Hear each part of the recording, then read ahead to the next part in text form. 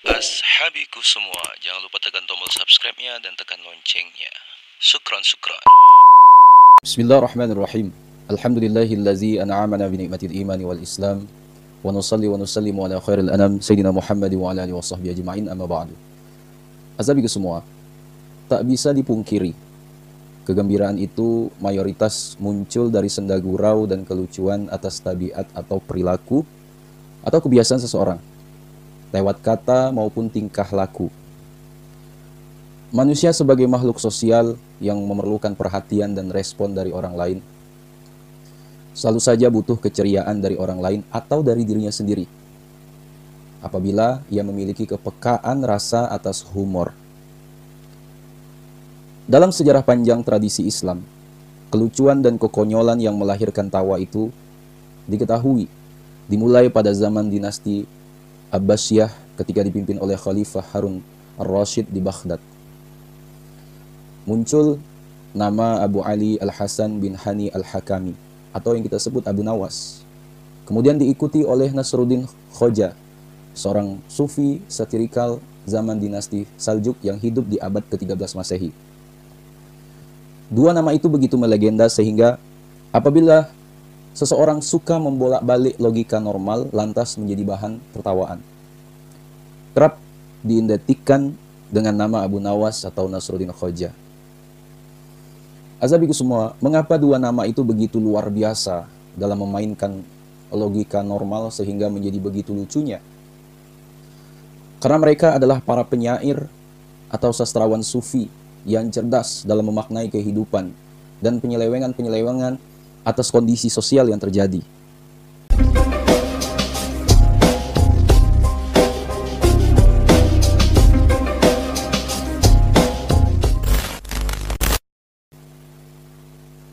Sebenarnya ada seseorang yang lebih ekstrim ya membangun kelucuan dibandingkan dua nama yang saya sebutkan tadi. Dan beliau ini hidup di zaman Rasulullah SAW, bahkan amat sangat dekat dengan beliau. Rasulullah SAW pun begitu cintanya kepada sahabat ini. Ia bernama Nu'aiman bin Amr bin Rafa'ah namanya. Lucunya mendekati bengal dan bagi sebagian orang terkesan keterlaluan ya. Meski cerita tentang Nu'aiman jarang dibicarakan dan diceritakan dibandingkan Abu Nawas ya, namun tidak sedikit buku atau kitab yang meriwayatkannya ya, tidak ada tarikh yang mencatat secara tepat waktu Nu'aiman dilahirkan, namun waktu meninggalnya diketahui itu pada tahun 652 Masehi. Sayyidina Nu'aiman adalah penduduk Madinah dari kaum Ansor, bergaris keturunan dari Bani An-Najjar ya, dan satu umat Islam awal di Madinah. Pada saat perang Badar, beliau adalah Ashabul Badr dan turut berjihad bersama Rasulullah SAW. Ia tidak hanya beraksi dalam perang Badar, akan tetapi Uhud, Khandaq, dan perang utama lain. Beliau selalu berada dekat dengan Rasulullah SAW dengan ya sikap menghiburnya. Nu'aiman dikenal sebagai seorang yang berhati ringan, cepat menjawab bila ditanya, dan suka sekali bergurau, serta mencairkan suasana termasuk ketika ada Rasulullah SAW. Nu'aiman merupakan seorang yang pernah berkomitmen pada Rasulullah SAW di Bai'at Aqabah kedua. Ya. Di luar perilakunya yang lucu dan konyol itu, Sayyidina Nu'aiman adalah seorang pemabuk berat, asabiku semua, dan juga alkoholik. Ya. Suatu ketika karena geramnya pada Sayyidina Nu'aiman ya, atas kebiasaan mabuknya itu, Rasulullah SAW memerintahkan beberapa sahabat untuk menangkap lalu memukulinya sesuai dengan hukum Islam yang berlaku. Kemudian ditangkaplah beliau, ya, lantas didera di hadapan banyak orang. Namun sungguh tak disangka, ternyata hal tersebut tidak membuat Sayyidina Nu'aiman menjadi jera, namun justru makin melecehkan dengan tetap mabuk. Akhirnya Rasulullah SAW merasa jengkel. Ya walaupun sahabat yang baik, tetapi kalau udah yang namanya urusan hukum agama, ya pastilah tak ada maaf bagi siapapun, tak terkecuali Sayyidina Nu'aiman. Ya. Rasulullah Shallallahu Alaihi Wasallam pun memerintahkan untuk sekali lagi menangkap serta memukulinya dengan rotan. Ya, beberapa kali hal itu terjadi, namun Sayyidina Nu'aiman masih juga mengulang perilakunya. Hingga Rasulullah Shallallahu Alaihi Wasallam merasa jengkel, lalu sempat mengancam, dan Rasulullah Shallallahu Alaihi Wasallam pun meyakinkan dengan tegas bahwa ia dianggap keluar dari Islam.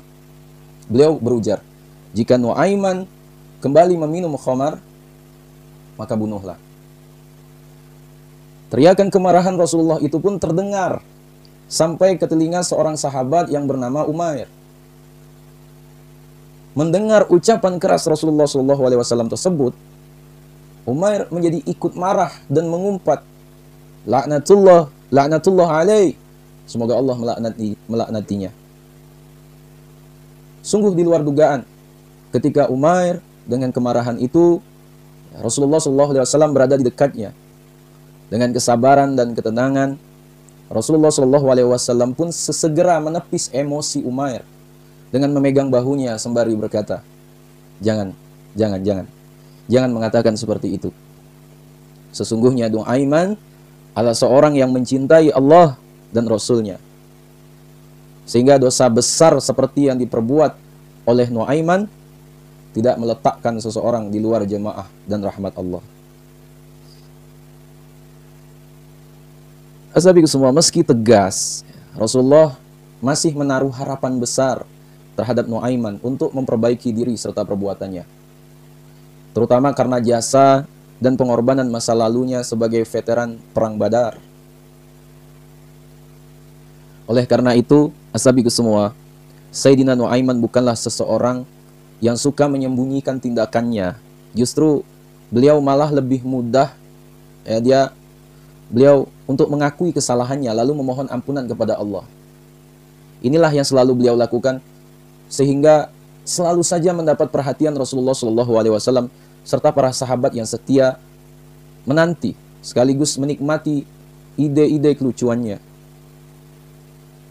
Ashabiku semua dimuliakan Allah, ada beberapa perilaku Nu'aiman yang sungguh membuat setiap orang tertawa. Ya, baik itu sahabat, bahkan Rasulullah SAW pun dikerjainya. Ya. Al-Kisah, suatu malam menjelang subuh, Sayyidina Nu'aiman tuh mabuk berat, ya, dan tak mungkin pulang. Tepat di depan masjid, beliau merebahkan badannya untuk sedikit menghilangkan kemabukannya. Ketika beliau terbangun, itu hari telah siang. Maka Nu'aiman merasa perutnya amat sangat lapar. Kebetulan saat beliau menengok, tampak penjual makanan yang lewat di depan masjid tempat beliau bersandar. Dan tanpa pikir panjang, Nu'aiman pun langsung mencegat penjual makanan tersebut. Tanpa sengaja, ya, ekor matanya melihat Rasulullah SAW sedang berada di dalam masjid. Sayyidina Nu'aiman kemudian memesan 2 makanan, lalu mencari Rasulullah SAW dalam masjid dan mengajaknya makan. Keduanya pun makan hingga habis. Ya.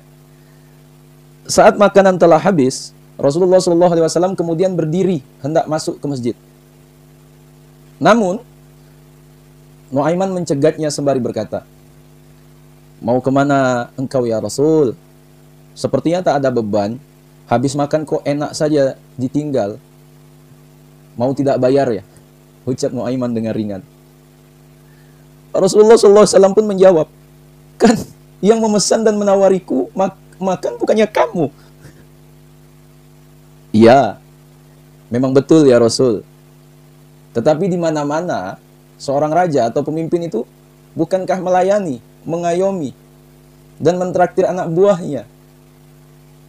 Masa aku yang harus bayar untuk seorang Nabi Allah?" kata Nu'aiman. Ashabiku semua, melihat kelakuan Nu'aiman, Rasulullah SAW kemudian ia tersenyum dan ia merasa geli hatinya. Beliau pun mengeluarkan beberapa keping uang, ya, kemudian membayar makanan.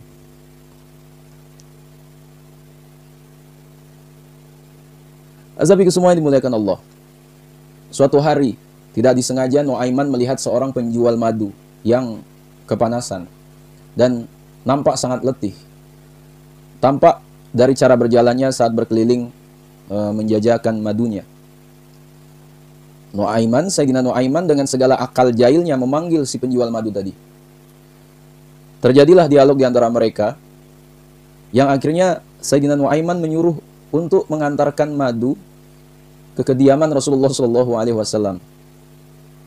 Belum lagi si penjual madu itu melangkahkan kakinya menuju rumah Rasulullah SAW, Sayyidina Nu'aiman memberi pesan, nanti kamu minta juga uang ya. Nanti kamu minta juga uangnya ya. Si penjual madu pun menganggukkan kepalanya tanpa setuju. Lantas dia pergi menghadap Rasulullah dengan membawa seguci madu, hadiah dari Nu'aiman. Tentu saja Rasulullah SAW senang bukan kepalang karena mendapat hadiah madu dari sahabatnya. Akan tetapi keriangan Rasulullah itu langsung berubah menjadi sebuah keterkejutan. Tak kala si penjual madu menyampaikan beberapa kalimat, ini madunya ya Rasulullah, harganya, dan belum dibayar, kata penjual madu. Sebigus semua. Rasulullah tersenyum simpul dan sadar telah dikerjai Sayyidina Nu'aiman. Mau tidak mau, beliau mesti membayar madu tersebut. Jadilah Rasulullah SAW mendapatkan hadiah madu yang luar biasa, termasuk harganya. Tapi semua beberapa hari setelah kejadian itu, Rasulullah memanggil Nu'aiman, Sayyidina Nu'aiman. Beliau bertanya kepada sahabatnya itu, mengapa melakukan hal demikian? Aku ingin sekali memberikan hadiah kesukaanmu, yaitu madu ya Rasulullah. Sementara aku tidak memiliki uang sama sekali atau apa-apa.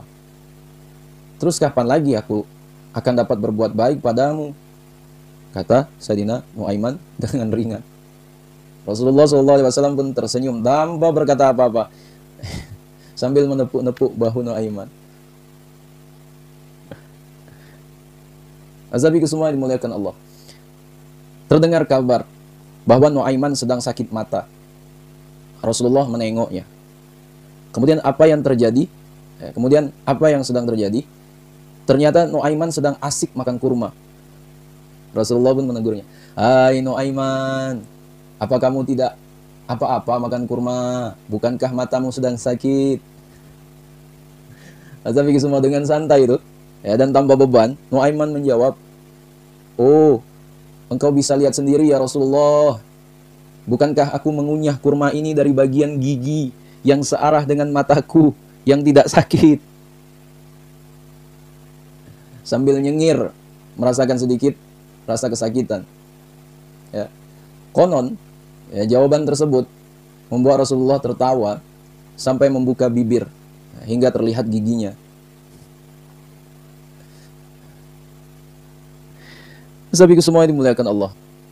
Entah ada ketertarikan apa, atau mungkin butuh hiburan serta bahan untuk membangun humor yang tinggi di perjalanan. Itu Sayyidina Abu Bakar tiba-tiba mengajak Sayyidina Nu'aiman untuk ikut berdagang di negeri Syam. Selain itu ikut pula Suwaibit bin Harmalah yang bertugas membawa dan menjaga perbekalan mereka. Alasan Sayyidina Abu Bakar mengajak Sayyidina Suwaibit karena orangnya yang amanah dan istiqomah. Gitu. Nah, sebelum berangkat, Sayyidina Abu Bakar pun memohon izin kepada Rasulullah SAW, dan beliau pun mengizinkannya. Sesampainya di Syam, Abu Bakar mencari penginapan untuk bersama yang letaknya juga berdekatan dengan pasar, agar sekalian bisa berjualan barang dagangan yang dibawanya. Saat Sayyidina Abu Bakar sedang pergi berniaga, datanglah Sayyidina Nu'aiman dengan agak tergesa, meminta kepada Suwaibit agar diberi makanan. Suwaibit, perutku terasa perih dan lapar sekali. Beri aku sedikit makanan sebagai pengganjal, pinta Sayyidina Nu'aiman. Sabar kawan, ini makanan bukan milikku.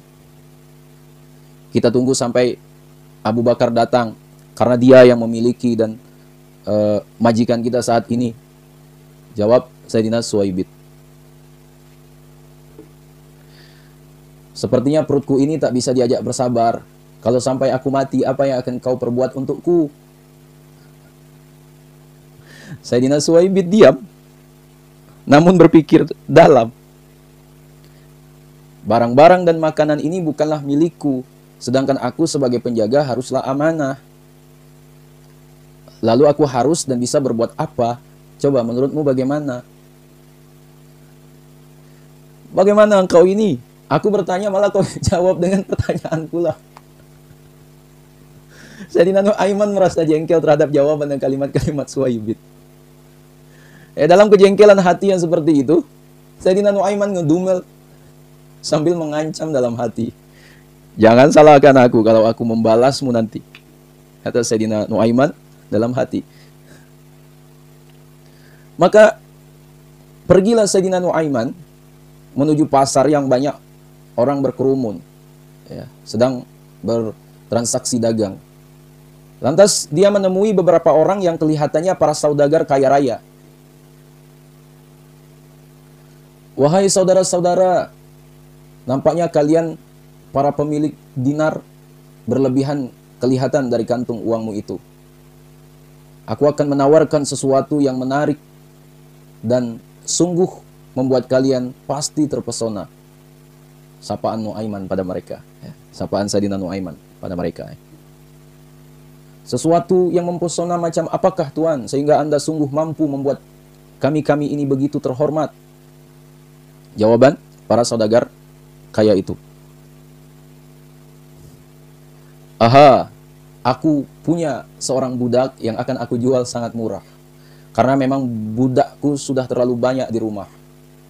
Betapa susah memelihara banyak budak. Toh tidak menghasilkan apa-apa kecuali tenaganya. Lebih baik aku memelihara kambing atau unta. Faedahnya nampak dan lebih jelas. Azabik semua. Kemudian Sayyidina Nu'aiman melanjutkan kalimatnya. Benarkan apa yang aku katakan pada kalian ini? Coba jawab. Jawab. Dengan kompak mereka menjawab, benar Tuan, benar. Nu'aiman melanjutkan, bukan Tuan saja, tapi Nu'aiman, Tuan Nu'aiman itu namaku. Hahaha. Sayyidina Nu'aiman menawarkan Suwaibid yang diakui sebagai budaknya dengan harga sangat murah. Saudara-saudara, budakku ini selalu mengaku sebagai seorang yang merdeka. Dia selalu berkata begitu. Dan itu adalah kebiasaannya, katanya sambil tertawa-tawa gembira. Yang ditawari setuju. Lalu bersama Sayyidina Nu'aiman, mereka menuju ke tempat Suwaibid. Duduk, menjaga barang-barang dan makanan. Sayyidina Nu'aiman menunjuk kepadanya. Lalu si pembeli pun langsung memerintahkan dua anak buahnya untuk menangkap. Tentu saja Suwaibid berontak. Sayyidina Suwaibid berontak sambil mengatakan dirinya bukanlah seorang budak. Tapi si pemberi berkeras mengikatnya dan tak peduli dengan perkataannya. Kami sudah paham sifatmu. Kami sudah paham sifatmu. Dan Sayyidina Suwaibid tetap ditarik dan dibawa paksa. Sementara Nu'aiman kini telah memiliki banyak uang dari hasil penjualan Sayyidina Suwaibid sebagai budak. Dia belanja bermacam-macam makanan dan oleh-oleh tentu saja. Kemudian dia kembali ke penginapan. Beberapa saat setelah Sayyidina Nu'aiman kembali ke penginapan, datanglah Sayyidina Abu Bakar. Sayyidina Nu'aiman menawari makanan yang dibelinya dan beberapa oleh-oleh. Sayyidina Abu Bakar tidak begitu saja mengiyakan. Ada sedikit kecurigaan dalam hatinya. Dari mana Nu'aiman mendapat banyak uang sehingga bisa membeli barang-barang dan makanan sebanyak itu? Sabiku semua, Sayyidina Abu Bakar pun mencicipi beberapa makanan sambil bertanya pada Nu'aiman, ngomong-ngomong, kemana Suwaibid? Kok tidak kelihatan? Sedang istirahatkah dia? Dengan tanpa ekspresi yang berarti, Nu'aiman menjawab, sudah aku jual di pasar tadi. Sudah aku jual di pasar tadi. Ya. Betapa terkejutnya Sayyidina Abu Bakar tanpa babi buba. Beliau langsung menarik tangan Nuaiman untuk menunjukkan lokasi pasar tempat Suwaibit dijual. Ya, akhirnya masalah pun teratasi dan pulanglah kembali mereka ke Madinah. Ya, itu singkat cerita. Ya. Sesampainya di Madinah, setelah beberapa hari berlalu, peristiwa tersebut pun diceritakan kepada Rasulullah SAW. Betapa ya Rasulullah tertawa terpingkal hingga gigi gerahamnya kelihatan. Sampai ke semua karena cerita kocak dan sangat di luar nalar tersebut. Ya, Rasulullah itu hampir ya selalu menceritakan kejadian itu di setiap ada majelis besar. Ya, diikuti gemuruh tawa hadirin. Sampai ke semua dimuliakan Allah. Sahabat jual sahabatnya sendiri. Ya, Sayyidina Nuaiman adalah seorang sahabat ya pembawa kegembiraan. Ya mungkin karena itu Rasulullah SAW pernah berkata, nanti pada saatnya Nuaiman akan masuk surga sambil tertawa karena dia sering membuatku tertawa. Ya. Peristiwa lucu ini terjadi setahun sebelum wafatnya baginda Rasulullah SAW. Ashabiku semua yang dimuliakan Allah, Islam mulai berkembang, tersebar dan didengar sampai di luar Arab. Ya, banyak para pemimpin negara atau pemimpin agama yang berusaha untuk mengorek lebih dalam pengetahuan tentang Islam. Hampir tiap hari itu kediaman Rasulullah tak pernah sepi dari kehadiran tamu-tamu asing dan tak dikenal ya, oleh para sahabat. Suatu saat Rasulullah SAW itu kedatangan tamu yang merupakan delegasi dari berbagai negara dan sengaja datang untuk berdialog tentang Islam. Para tamu delegasi tersebut datang mengendarai unta. Karena zaman itu adalah kendaraan yang paling mahal dan mewah ya, untuk dimiliki itu unta.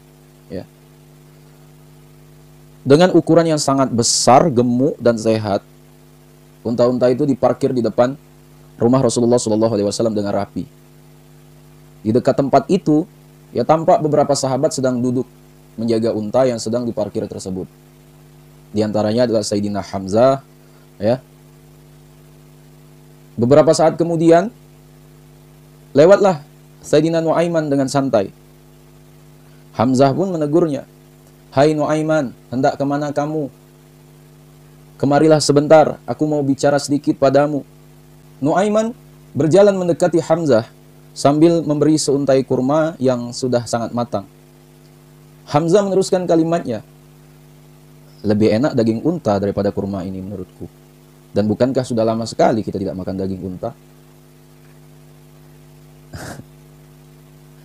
Tiba-tiba mata Sayyidina Nuaiman itu tertuju pada unta-unta yang sedang diparkir di sebelah rumah Rasulullah. Unta siapa itu? Tanya Nuaiman pada Sayyidina Hamzah. Tamu Rasulullah. Jawab Hamzah singkat. Nuaiman pun ngeloyor pergi. Tentu saja beliau langsung menyambut ide yang ada di otaknya. Unta tamu Rasulullah itu pun beliau sembelih secara diam-diam. Lalu Sayyidina Nuaiman mendekati para sahabat yang masih duduk seperti keadaan semula. Adakah di antara kalian yang masih tertarik dengan daging unta? Sambil tangannya menunjuk pada unta yang paling besar, ya, paling besar, gemuk, dan kepalanya sudah tergeletak di tanah setelah disembeli. Tapi semua, betapa terkejutnya para sahabat dengan kejadian tersebut. Mereka seolah terbungkam dan tak mampu untuk berbicara. Mata mereka saling berpandangan itu dan penuh dengan ketakutan. Apa yang bakal akan terjadi? Sabi semua, di antara tamu itu ada yang keluar dari dalam rumah. Kemudian betapa terkejut ketika melihat salah satu dari untanya ada yang mati disembelih. Kemudian tamu tadi kembali masuk ke dalam rumah Rasulullah dan keluar lagi bersama Rasulullah. Sabi semua, belum lagi Rasulullah berucap sepatah kata pun, para sahabat sudah menjawab, Nuaiman ya Rasulullah, Nuaiman yang melakukannya. Rasulullah pun memerintahkan pada beberapa sahabat untuk mengganti unta yang disembelih itu 2 kali lipat dan lebih bagus. Pantang dipancing nih sahabat. Ya. Nuaiman sadar kalau akan dicari oleh Rasulullah dan para sahabat, sehingga beliau lari untuk bersembunyi sampai keluar perbatasan kota Madinah. Sampailah beliau di perbatasan kota dan melihat Sayyidina Al-Miqdad yang sedang membersihkan sumur rumahnya. Ya, beliau dekat itu Sayyidina Al-Miqdad. Kemudian menyapa, "Bolehkah aku masuk ke dalam sumurmu? Ada apa sebenarnya yang terjadi sehingga engkau ingin masuk ke dalam sumurku seolah hendak bersembunyi?" kata Sayyidina Al-Miqdad.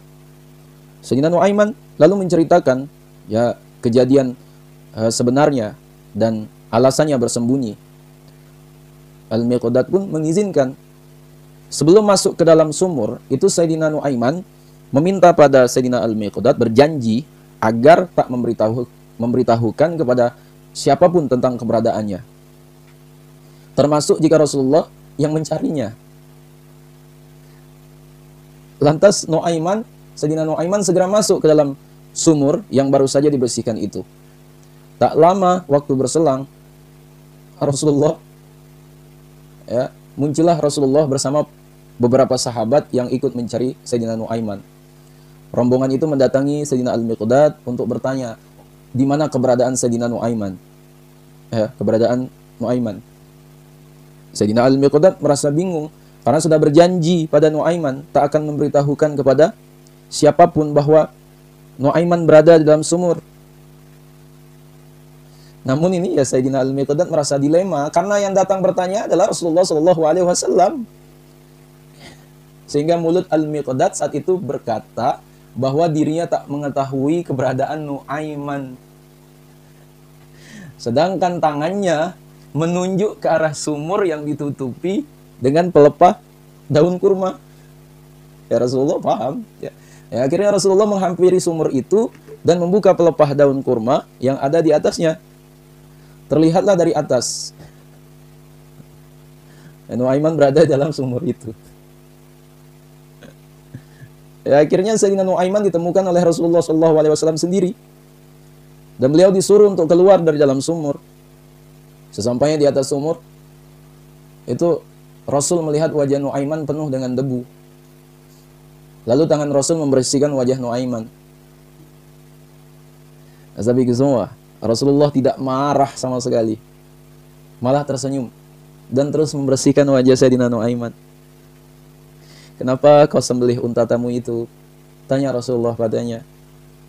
Dijawablah oleh Sayyidina Nuaiman dengan seolah tanpa dosa, "Ya Rasulullah, jangan engkau tanyakan padaku persoalan ini, tapi tanyakan pada mereka yang mengajakmu mencariku." Sayyidina Hamzah. Ya, Rasulullah pun kemudian mencari sahabat yang sedang mencari Nuaiman. Ya, dalam kesempatan yang seperti itu, Nuaiman kembali melarikan diri lagi. Ya, ketika Rasulullah mengetahui kalau Nuaiman melarikan diri lagi, ya beliau bersama para sahabat, ya hanya tersenyum-senyum saja.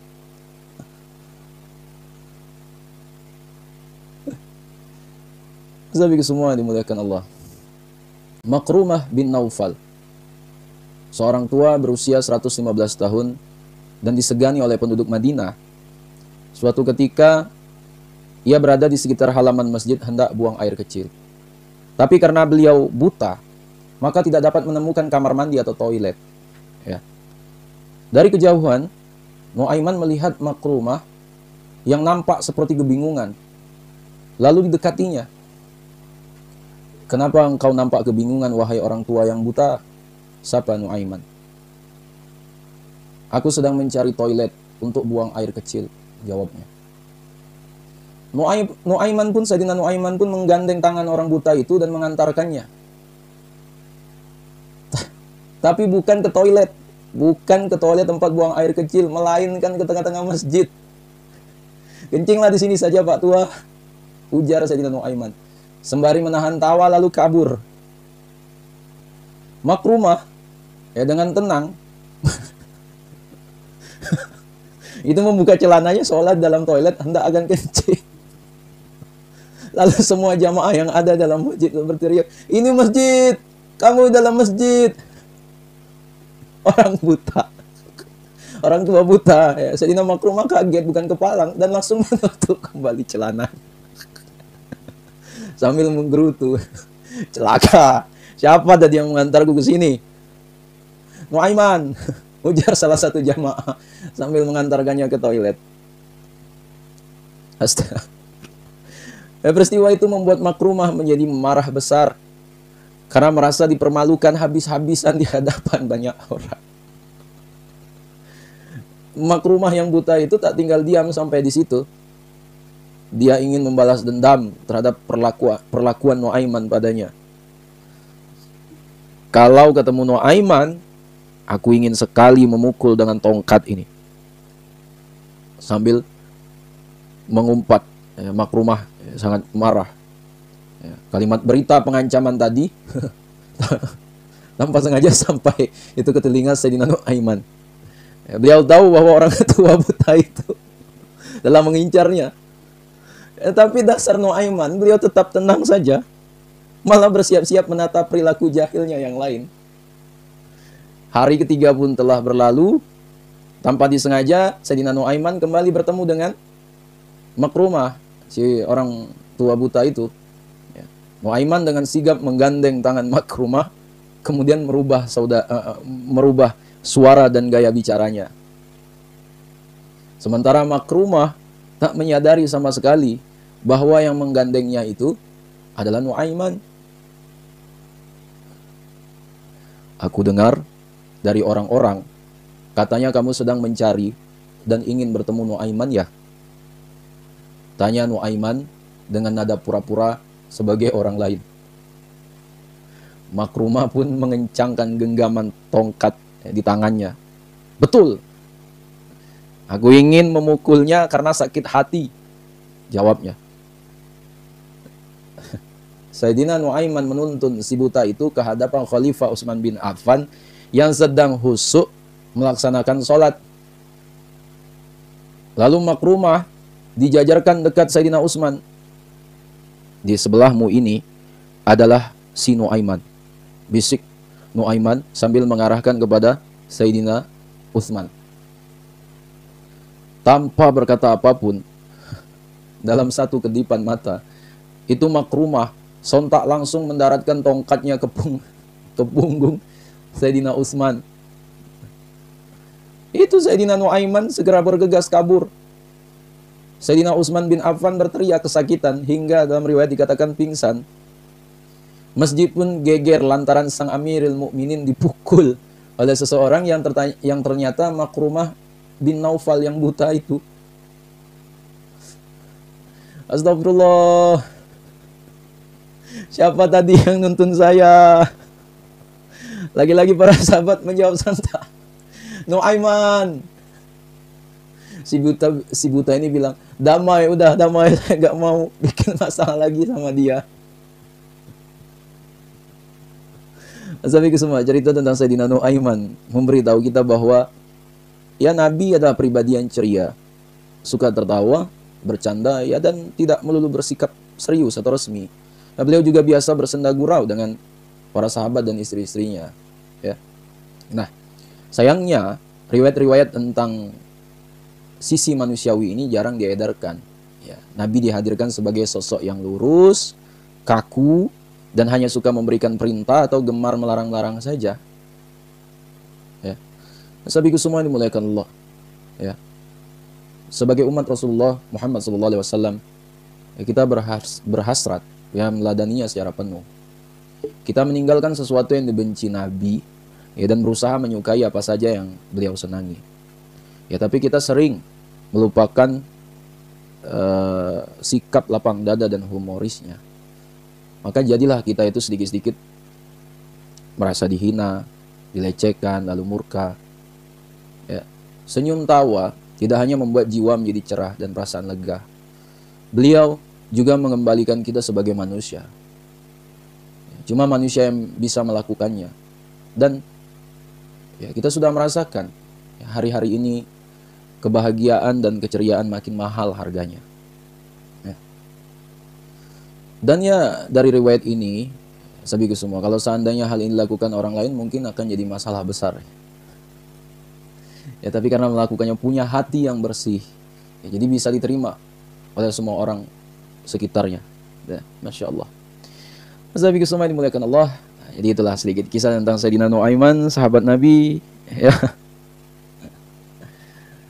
Sekiranya video ini bermanfaat, sabiku semua jangan lupa share kepada orang-orang kita cintai, ya, dan juga jangan lupa share ke akun media sosial kalian yang lainnya agar jauh lebih bermanfaat lagi dan menambah wawasan kita dalam beragama. Wallahu a'lam. Assalamualaikum warahmatullahi wabarakatuh.